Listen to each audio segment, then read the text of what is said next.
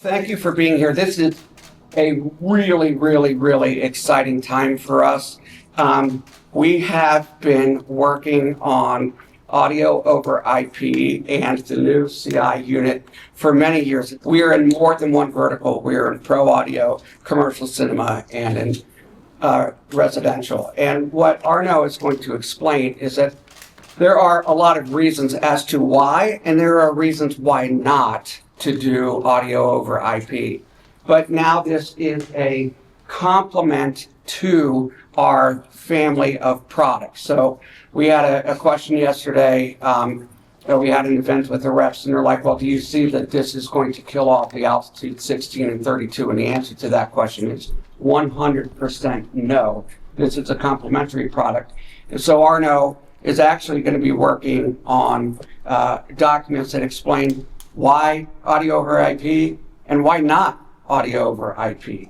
So the beauty is now we're in a position that this is your choice because we can offer exactly what you want. So what I will do is I'll introduce Arno Destiné, who is the second smartest person I've ever met next to Arno Laborie. Thank you. Thank you.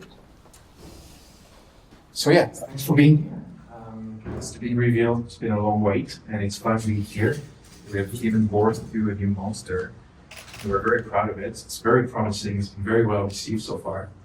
So the plan for today is not really to go into a regular, product description, to list all the specifications, rather to give you a bit of a bigger picture and get you to understand, the motives for us to make this product the way it's been done.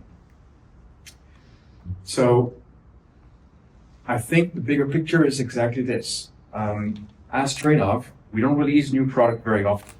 When we do, we hope to have impact in the industry at large. We believe that's what we already done with the Altitude 32 10 years ago. Because what we did back then was basically change the rules for any home theater enthusiast, whereby, yes, it is expensive, but eventually you're not going to have to replace it for a long time, because that's our promise, that's our commitment. If you buy an Altitude 32 or an Altitude 16, you buy the only software-based platform on the market, and you buy a promise and a commitment from the manufacturer that we're going to release major new features as free updates every year, which we haven't failed to deliver any single year since then. So I think it's had an impact, and it's somehow reshaped the value, the perceived value of AV processors. Like John likes to say, with Trinnov and the Altitude 16 and 32 in particular, the saying goes, buy once, cry once. With the CI, we're basically carrying all of that promise over to a new platform that is specified for that's pretty much, sorry, I forgot to skip slides, but it's been 10 years that we've been doing this, delivering those free updates. And that includes DTS X Pro for free, that includes waveforming, which even though it was 6 years worth of research, that included 4 extra channels given free of charge, even though we were not asked. And later this year, we're going to deliver another major update, which is going to basically deliver the new user interface that I'm going to show you very quickly after the presentation of the AltitudeCI onto the Altitude 16 and 32. Because like Dave said, the AltitudeCI is not a replacement. It's just to complement the range. If we had to describe it one way, the 16 and 32 would be the Altitude Hi-Fi, whereas this is the AltitudeCI. It doesn't mean the Hi-Fi sounds better. It means that it's better suited to integrate a Hi-Fi system or more traditional audio systems, whereas the CI is definitely designed to be integrated into more digital or networked environments. So 10 years, 0 paid update, 100% committed. Again, taking the same promise, delivering with CI, which on top of that brings more.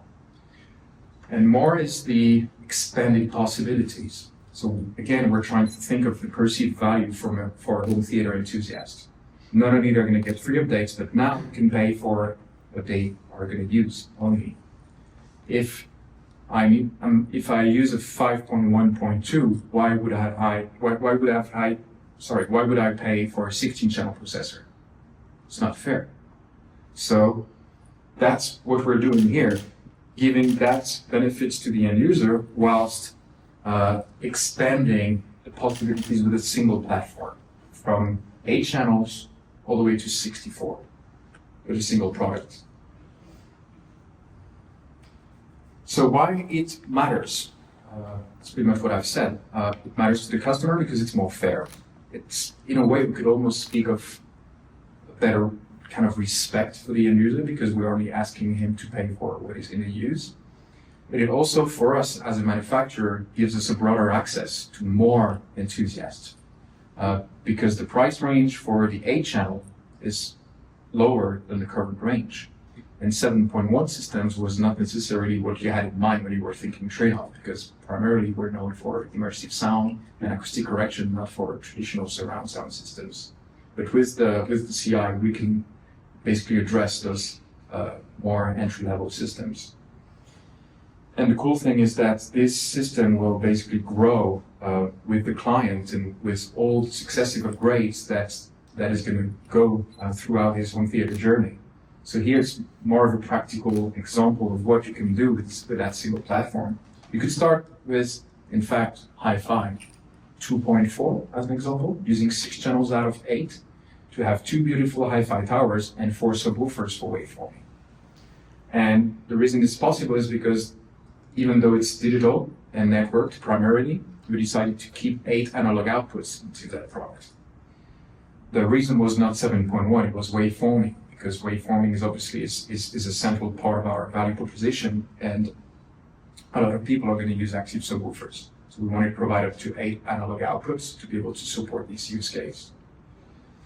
But yeah, as you can see, you can start from stereo 7.1 and go all the way to a massive DCI grade home theater with 64 channels playing back Dolby Atmos Professional, all using the same product with any updates along the way as you grow with your own system. Now, let's talk about the elephant in the room, which is over IP. Dave already touched on this, but over IP is not necessarily something we're overexcited about, not something we believe is immensely valuable in a residential application. In fact, we could almost say it's overrated. Why? Well, first, it's not new. Dante was developed in 2006. We've been supporting it in pro environment dubbing stage, because something you may not know is that we have more Trinnov units installed in studios than in home theater. That's our background, that's where we come from, that's my background. I used to work in post-production. And Dante is not new for us either, but it's designed for pro application. It's designed for scalability, for extreme routing. It's designed to carry audio and video signals from one broadcasting stations to another broadcasting center so that the BBC can reprocess the original footage of whatever Olympic sports taking place in Paris this summer, as an example. That's what it was designed for. What we have to know as well is that in a studio environment, there's no such thing as switching sampling rate. Once you use over IP, you're going to have a single fixed sampling rate you're working on. If you want to produce content at 48 kilohertz, which is most of the case for TV shows and movies, every single device are going to run at 48 kilohertz. It's not going to change. Whereas for consumer content, you may go from your Netflix to your Root or Tidal and play from 48 kilohertz or CD in 44.1 and 96 for high-res files from your favorite streaming services. And what happens is that if you do that, using over IP as your endpoint and transmission kind of carrying model, you have to downsample the signal. And even in fact, if the source is 48 kilohertz and your audio network is set at 48 kilohertz, you still have to do some sort of sampling rate conversion. And from an audiophile standpoint, it's not really what you want. It's kind of opposite. Completely defeats the purpose of the audiophile vision of signal integrity. So again, that's why we never really felt over-enthusiastic about audio over IP in a residential space. Especially because our positioning is mostly dedicated rooms, home theater, where At best, you're going to have 32 outputs from your processor into power amps. That's 4dB25. Would you rather pull 4dB25 or a single RJ45 cable? Of course, RJ45 cable. But do you want to go into the switch configuration page? Do you want to go into the Dante controller? Do you want to troubleshoot network issues because you don't understand why it's not working? It's a paradigm shift with over IP in residential space. I would like to think that first and foremost, we are audio and video enthusiasts, and maybe then nerd. But with audio over IP coming strong into this space, that means we have to be IT gods as well. And it's, again, that's not something we're particularly looking forward to. So, yet we're doing it now. But why are we doing it now? We're doing it now because we thought really hard about how to do it and how to bring it into this space in a way that is both relevant and impactful. Relevant for us, for our dealers, for the end users, because we're basically lifting a lot of the problems that I just listed. First of all, you don't have to pick your poison with the AltitudeCI. The current use case for audio over IP in residential space, there's basically, let's say, 3 of them. Yachting, long distance, audio over IP, no questions. Relevant, makes sense, practical, convenient, pretty much the only way to do it properly. Then you have feeding a power amplifier that's got a Dante input. Is it better than with ASCBU? I'm not sure. Especially if they're in the same rack. See what I mean? Doesn't really make sense. It just adds complexity to the setup. Then you have the Dolby DCI grade systems. If you want to feed your consumer AV processor with the discretely rendered channel from the Dolby professional source, up to 64 discretely rendered channel from the Dolby IMF 3000 as an example we have here, it can only be in audio over IP. Now, audio over IP, there's plenty of protocols and they all have their pros and cons. And that's what I meant by you have to pick your poison if you want to get into that game. And we don't want to have to tell people you have to pick your poison. Currently, what's happening is manufacturers offering audio over IP have 2 problems. One of them is pick your poison. They have to go either ASCT7 to be compatible with the Dolby sources or Dante to be compatible with the Dante power amplifiers. Dante has an ASCT7 compatibility mode, but it doesn't mean it's compatible with Dolby. You need native ASCT7 implementation to support the Dolby sources. So what we've figured is, let's do both. So we cover all cases and our choice are not going to have a negative impact on our installers because we make that decisions. And the fact is ASCT7 to be compatible with Dolby would be the Linux of audio over IP. You need to have a long beard and be an absolute nerd. Whereas Dante is macOS. It's user intuitive, it's plug and play, it just works. Still more work than analog or ASCBU, but at least it's not rocket science. So in the case of AltitudeCI, you just don't have to worry about it. You just get into your system whether you need Dante for the output or AXT7 for the input. You just don't have to pick your poison. The other thing we did was leveraging the scalability of audio over IP. The pricing model is allowed just because we used audio over IP not as a constraint, but as something that actually benefits the end client and the dealer. And last, the other limits that I was referring to from other currently available AV processor with audio over IP is that if you go audio over IP, you go only audio over IP.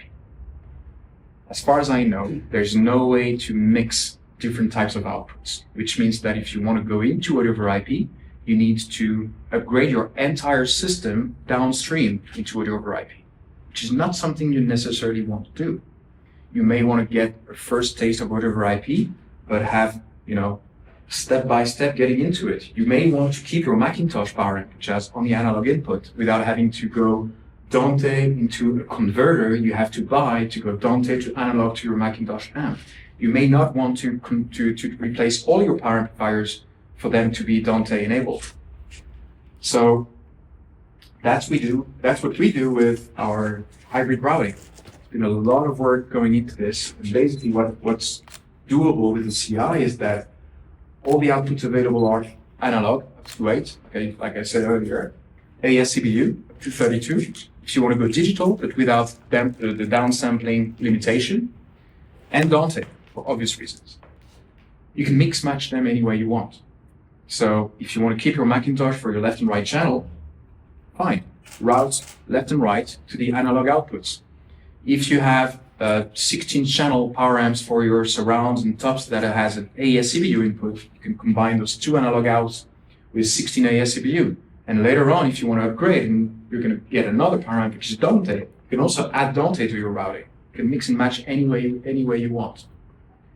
So basically, we want audio over IP not to become something that is an object of fetishism or beliefs or something religious. We want to bring some common sense into it and make it as frictionless as possible to get into this.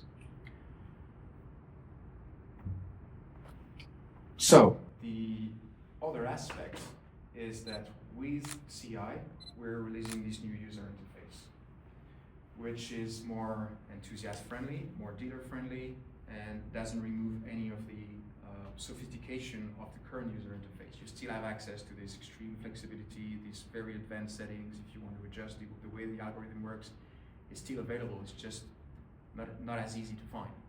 And there's one path, which is the basic mode, and another path, which is the expert mode, whereby you unlock all the advanced features if you want to play around with them. The really great thing is that it's a really consistent experience. Once you get an AltitudeCI, unbox it. In fact, would it be a good time to give you a very quick sneak preview of the user interface? Sure, please. So, I'll start from scratch. You unbox your unit. You download the app. You start the app. If, by the way, by default, the AltitudeCI is going to be delivered as an 8-channel unit. If it's ordered as a 12, then the extra software channels are going to be added to it through our extranet by our network of partners. Which means that when you're going to set it up for the first time, there's going to be a notification here saying 4 extra channels available. Click, download it, done. Then double click and you get the user interface. That's it. That's all you need. You don't need to go back and forth through various different softwares to get your systems up and running. Everything is included in a coherent and very simpler to use than before user interface that is responsive, multi-platform, and which looks like this. At first, you will not get here because there's no built-in preset. At first, you will get straight into the configuration wizard. And as you see, you have to read, there's contextual help, and we're basically hand-holding you all the way through the process. First step is to basically enter dimensions of your room because it's nice to make it look like yours, and also because some of this data will be used later on for waveforming. To optimize waveforming results, we need to know the length of your room, and that's where we get it from you. Next step, you're just going to declare your speaker layout, and that can now be done with just a few clicks. Let's say we want to do 944. I select my basic template, and I add my 3 extra subwoofers because who wouldn't do waveforming? Then, if I want to go beyond that, I click expert mode, and I can add a top channel for Oro as an example. Here I've got all the available channels we support with the bug that's going to soon disappear. And you get the idea. Next, routing. If you want to do everything through Dante, just click Dante. We're going to route everything like that. And maybe your subwoofer, you want them to go through the analog outputs because they're active subs.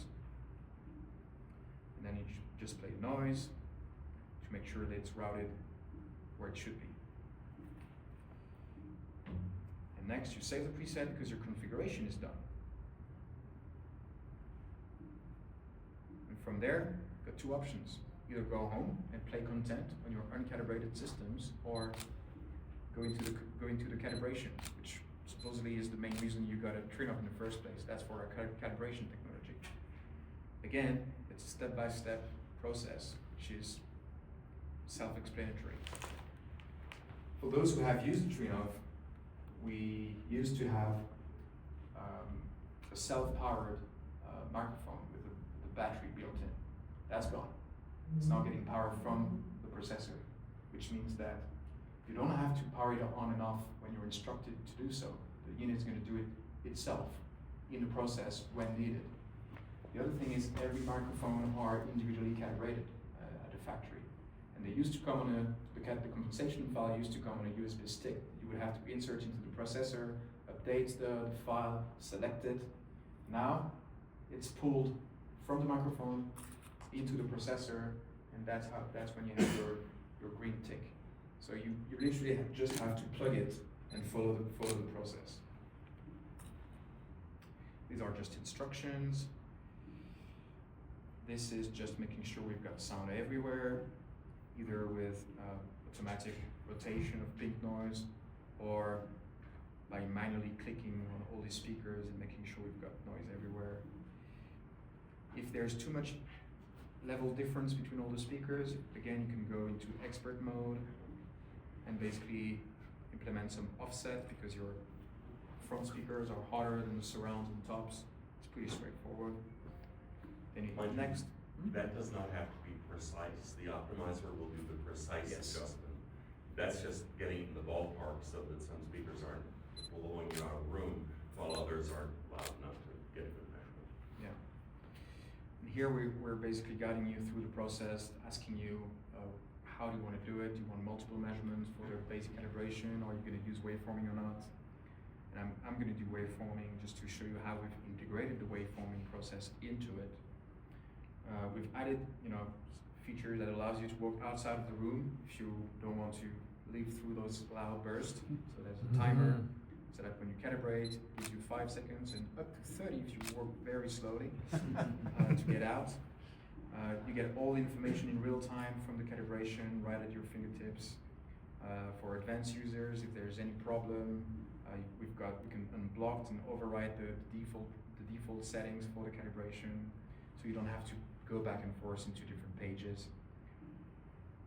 Then you move on. Emitting subs, absorbing subs, you select them like that. Then automatically gives you where you should place the microphone for the waveforming calibration. Shows you the distance, shows you where you shouldn't place the microphone. Gives you the opportunity to do next, and then calibrate those measurement points one by one. And you don't have to keep track on a piece of paper because it's going to tell you exactly which one is calibrated and which one isn't. And basically from there, if you go through the process, of course we're not doing it here, you're done, and then you've got your working unit. That's the home page. That's pretty much day-to-day operation. That's kind of an expanded view of the app, and which is consistent design. If you've used the mobile app, you would recognize some graphical pattern here. So source selection, some information about the incoming signal, volume control, and all basic stuff that you need on a daily basis. With the addition of having gearboxes here, if you want to customize your sources, and let's say rename them or display Dante as an input if you're in a studio application, you hit the shortcut here, the gearbox, and you come and rename your sources, etc., etc. If you want to clean up your presets because some of them are irrelevant, same, you've got your shortcut to get to the preset page here.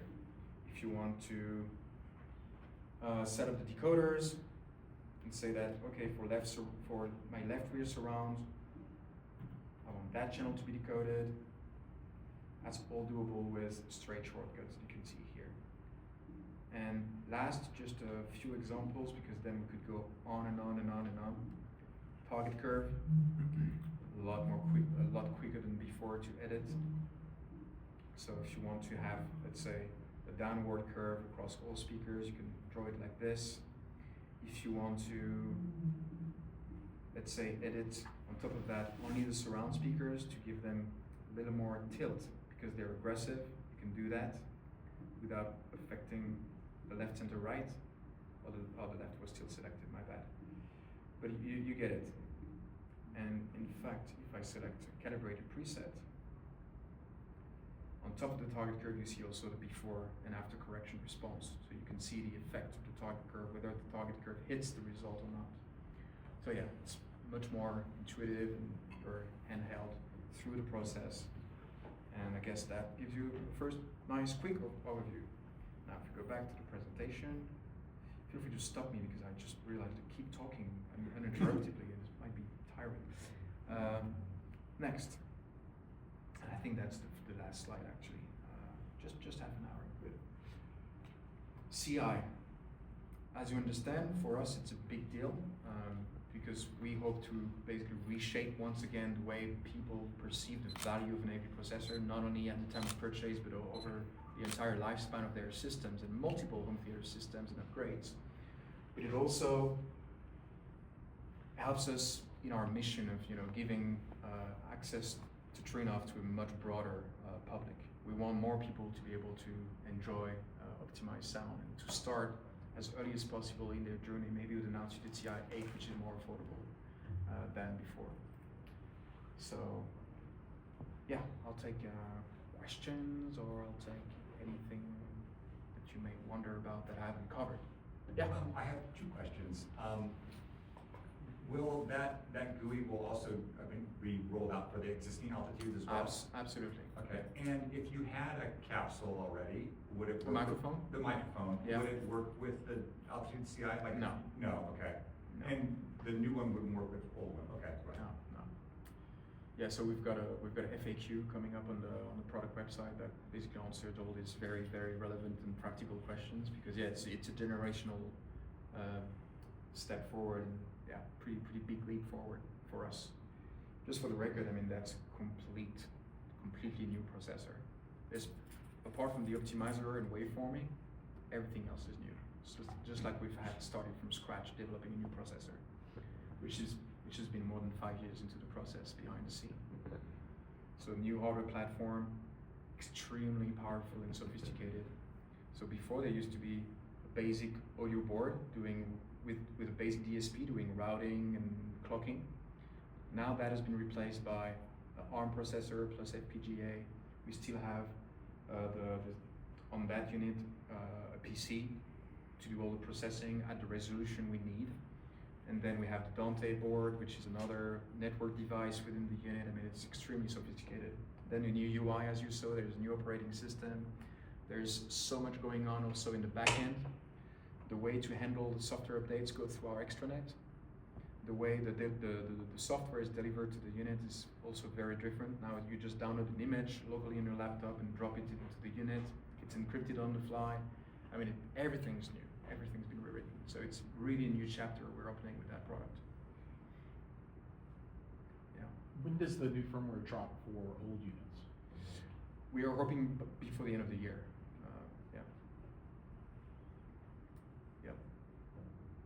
Please. If everything was exactly the same, Yeah.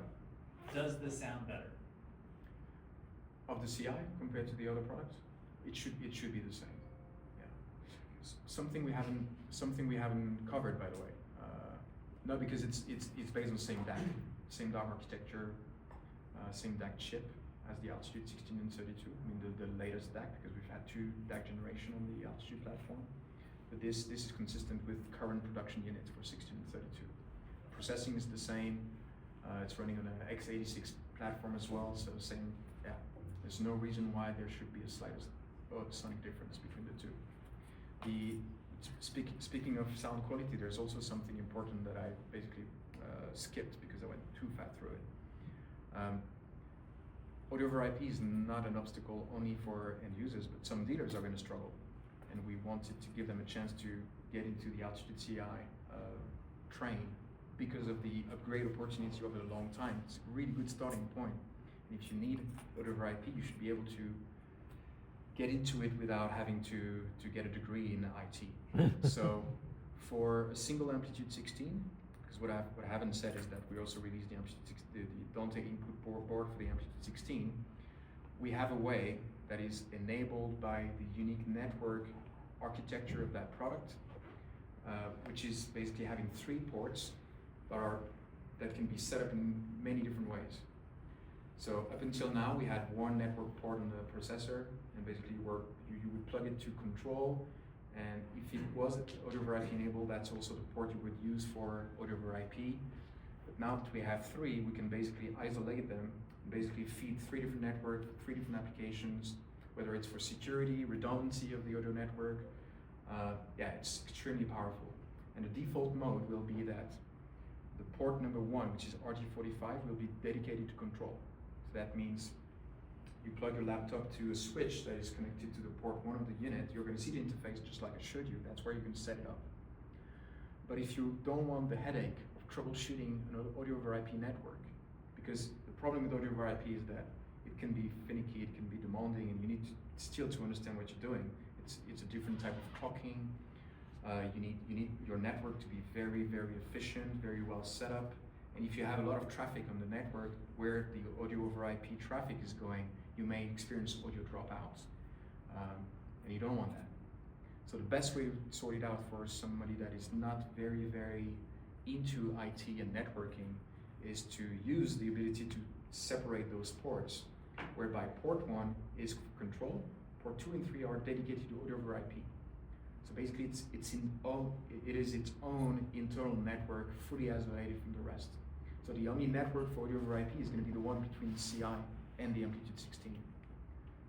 So you don't have to worry at all about network traffic and quality, QoS, quality of service, configuration, all these terms you don't want to know about, or maybe you don't want to know about them. So by setting this loop straight into between the 2 devices, then it's a first way of getting into audio over IP trouble-free. Which doesn't mean you shouldn't learn audio over IP properly to be able to support larger systems and more sophisticated setups, such as the Dolby one. The Dolby with ASD7, honestly, as far as I know, every single setup going this way with ASD7 requires the manufacturers to come in and support. And with Dante, you don't need that. And with what we call direct link, all you're going to need is just network cables and follow a few steps to get up and running. Is there another part? What was the other question? Yeah. With the new graphic interface, do you still have the object visualizer? Object viewer, not in the first release, but that's definitely going to be implemented. So we're re-implementing the entire decoding stack. So starting from scratch again. So it's going to be a newer Dolby Atmos decoder, newer DTS decoder, newer or 3D decoder, because it's a new product, so it wouldn't allow us to use the current implementation we have in the 16 and 32, and that's why we're also bringing these new decoders onto the 16 and 32, so they're really, we deliver the same quality of and the same kind of experience across both products. Again, we want to keep our promise. Yep. On the Dante board upgrade for the 16, is that something the end user, like, how technically difficult is that? Will the end user be able to do that, or will you have to So send 16 and 32, we're still determined to deliver audio over IP as a software update, but we may back out. Why? Because right now there's a clear cut, a really clear cut between CI, audio over IP, and fully digital, and 16 and 32 being more traditional, analog, and ASCBU. In other words, at this point, we're still planning to do it, but we are yet to see the reaction of our network, because the reality is if you have a 16 and 32, and you want to go into audio over IP, you have to wonder yourself, why? What's the benefit? What is the benefit? Because the implementation, the way we do the dual native implementation is that we rely on hardware implementation for Dante and the software implementation for ASD7 RAVENNA that we're going to roll out, we were planning to roll out in 16 and 32 to have both running together and simultaneously. But what you have to know is that with the software implementation, which is the only way for us to deliver it free of charge as a software update, as opposed to a board you would have to install and pay for, is to go with the software implementation. The software implementation comes with some disadvantages over hardware implementation. What would be the interface if you're doing it solely over software? Would you use that The single Yes. RJ45 connection? Yes. Oh, so you would have to have control, access, and audio OIP. That's one of the downsides because it's not the same network architecture. Oh, okay, I misunderstood. I thought there was gonna be an actual board with a NIC and We wouldn't be able to deliver it free of charge if that was the case. Gotcha. But yeah, again, and the other thing is the hardware wouldn't support the hybrid routing that we have with CI. Right now, you can mix and match analog and digital on the 16 and 32. But the minute we bring in AST7, it's going to be like the other processor today. It's going to have to be AST7 only on the output. And that's, to me, it's not a win. You're actually losing. So that's why you really have to wonder what's your inner drive to get into this direction.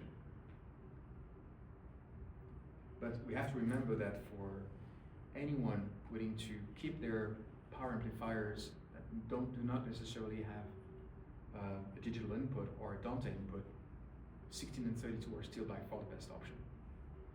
The other thing we have to point out, which we're going to communicate about, is that there's something going on with power amplifiers with Dante or ASCVU input. Something weird we've observed, which we call the DAC paradox. You know, we're all audio enthusiasts and we care about audio quality, and DAC is a big element when it comes to audio quality. So whether it's a source or an AV processor, everybody cares a lot about DAC. They're going to go in audio science review and figure out, okay, what's the signal to noise ratio, what's the THD plus D. They're gonna aim for performance that is not even relevant because they can't get the difference, and basically people are going almost crazy over this. The minute you are talking about a power amplifier with a digital input, that's gone. Just like people forgot that there was conversion inside a power amp. And there's massive confusion. A power amplifier with a digital input is not a digital power amplifier. There's still a conversion inside the amp. Because even a class D is not a digital power amplification class. Before the class D stage, there's a digital to analog conversion. So it's an analog signal feeding the amplification stage and an analog signal feeding the speakers. And yet nobody cares about the specification of the DAC within those power amps. Nobody cares. And the truth is that as of today, most of the amps with a Dante input or ASCVU input are based off Pro Audio amps. They're OEMs from PowerSoft, or from RAM, and these are primarily designed for sheer power, not for low quiet signal to noise ratio. So what we've done with the AltitudeCI Dante input board is we've taken the DAC stage of the AltitudeCI and 32 and just moved it over to the Dante input board. So it's consistent. Whether you're using 1632 analog to the AltitudeCI or AltitudeCI Dante to the AltitudeCI, it's technically the same DAC. Therefore, same level alignment, same signal to noise ratio, same no hiss through your high sensitivity speakers when you have a dozen inside the room. That matters. That people just completely oversee it, overlook it. Yeah. Yes? Do you have a launch price on the entry level one? And also, will this one eliminate that kind of long delay when you switch in like an audio source? Yet to be seen with the new implementation of the decoders. We're definitely working towards that point, and it's not a hardware limitation. There's been a lot of speculation about this. It's not a hardware limitation. It's not because we're using a PC that there is this delay. It's just, you know, all the different layers of software that we have and all the different layers of processing as we detect the incoming signal, and there's just so much things being triggered, we have to just, and that's what we're going through. We're just rewriting the entire code base to make everything more efficient, seamless, and fast. So that's an ongoing process. And that's going to be software updates. So there's no kind of, you're not doomed with this long sync time if you have an Altitude today. Whether it's 1632 from any generation, there's going to be improvement on that front. Exactly when and how much, I can't tell you. I'm not going to lie. But we're definitely working on this seriously. Yeah. And do we have a launch price on this? Yes. What do you mean by launch price? Just When it comes street, out? street price, you mean? Street price, yeah. Yeah. No, when like what price it will be when it comes out? USD. Funny you should ask. Somehow I knew that question would come out. We also have some printed literature with the same information, so you don't necessarily have to take pictures of the slides. So basically it starts at 11 and each increment of 2 channel is 1,250. Yeah. Will the CI have HDMI CEC control? No. We don't want that. It doesn't work. Well, it doesn't work. Very quickly it doesn't work. It works if you have just a very, very basic soundbar and a TV and a processor, but as soon as you have something that's slightly more sophisticated, it just breaks down and we get support calls. We just decided not to do it. It's really just asking for trouble. Yeah. So the board supports it, but it's a decision from us not to support it. It may sound crazy, but it is